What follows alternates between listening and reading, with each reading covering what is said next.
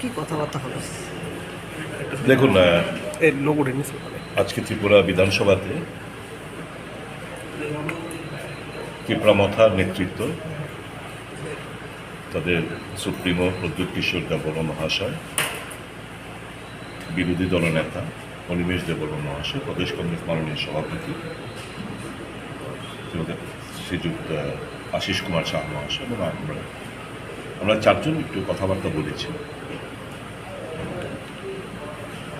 কিভাবে ভারতীয় জনতা পার্টি বিশেষ করে ইন্ডিজিনিয়াস পিপলদের সঙ্গে বিশ্বাসঘাতকতা করেছে,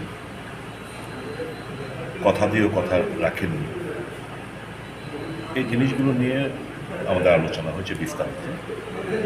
আর যে কথাটা আসবে বললেন, কালকে আমাদের দিল্লি যাত্রা, পরশু সকালবেলা আমাদের স্ক্রিনিং কমিটির মিটিং, ওখানে নির্বাচন নিয়ে, সংগঠন নিয়ে, সমস্ত বিষয়বস্তু নিয়ে আমাদের আলোচনা হবে।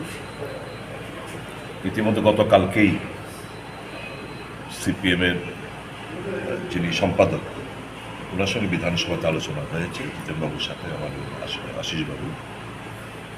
রাজ্যের এবং দেশের সার্বিক রাজনৈতিক পরিস্থিতির উপর আমাদের কী করণীয়, এই ব্যাপার নিয়ে আমরা আলোচনা হয়েছে। এখন দেখা যাক, আমরা কালকে যাচ্ছি, প্রদ্যুৎবাবু, অনিমেষ বাবুদের কাছে আমরা বলে এসেছি যা বলার, সবটা তো এখানে আমরা প্রকাশ করতে পারি না। তো ওনারা নিশ্চয়ই সবটাই আমাদের কথা, তার যৌক্তিকতা কিংবা তার সিরিয়াসনেস নিয়ে ওনারা ভাববেন। আমরা তো আশা করি আগামী দিন কিছু ভালো কিছু হবে।